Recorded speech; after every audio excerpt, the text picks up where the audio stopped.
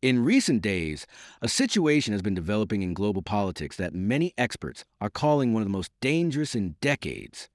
Relations between Venezuela and the United States, already extremely tense, are rapidly approaching a point of no return.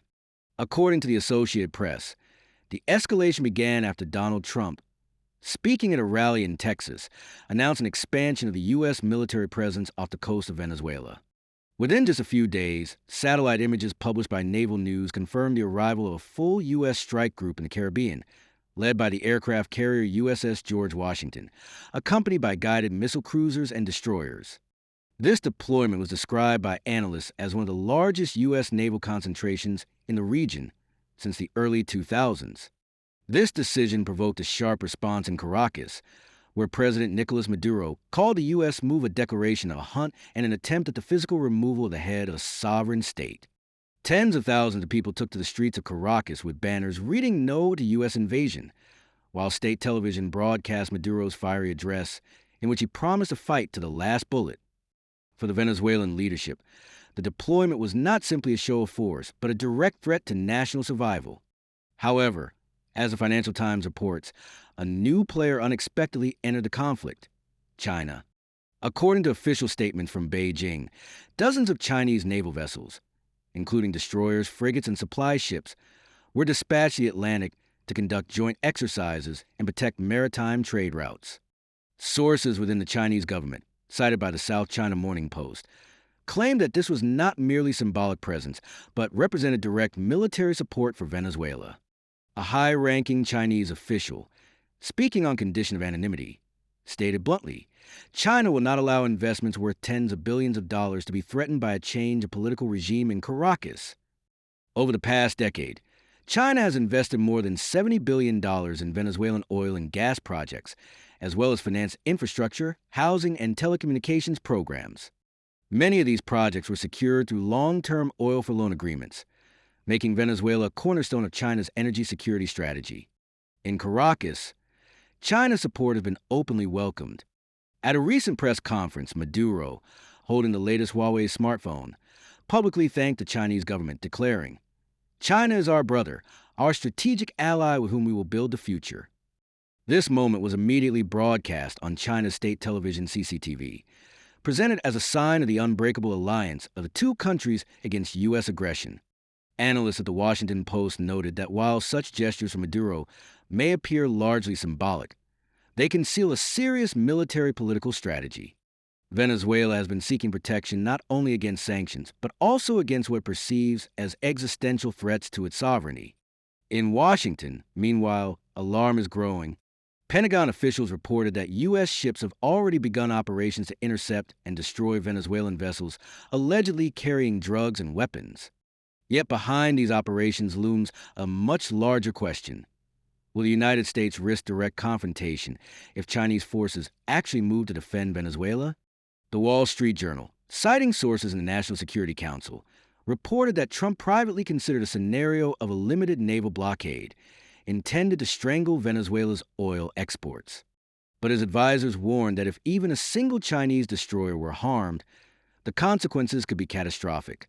Such an incident would not only provoke Beijing, but could also trigger unpredictable escalations across multiple theaters, from the South China Sea to the Middle East.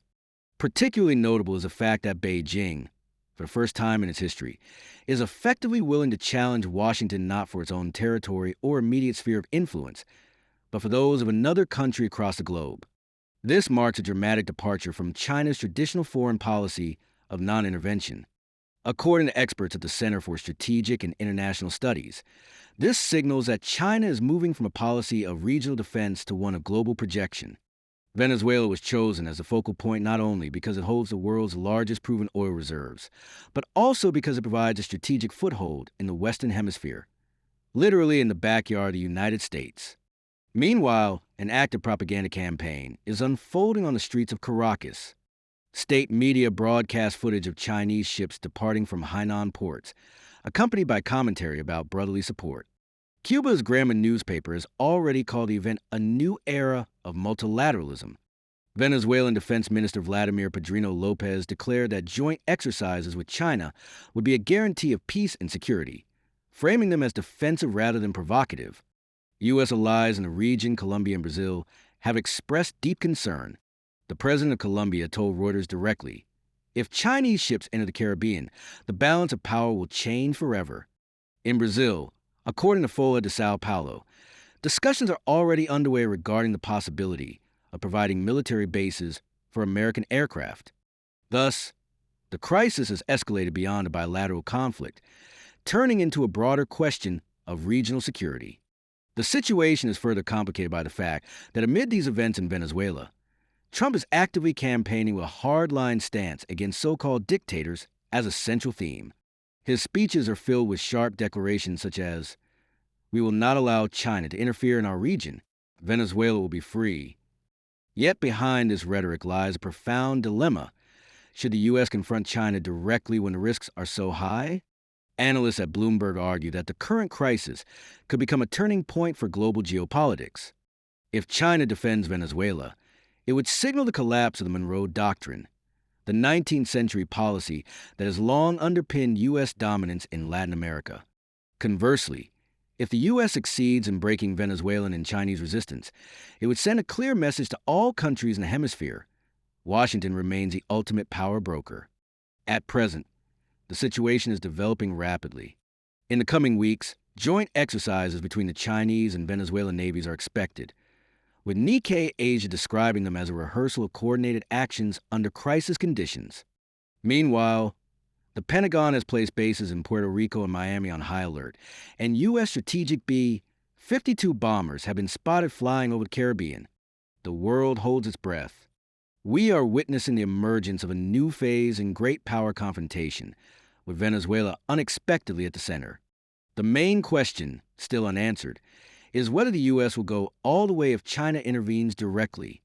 The situation has also sparked real debate within NATO. According to Politico, in the corridors of Brussels, allies failed to reach a consensus.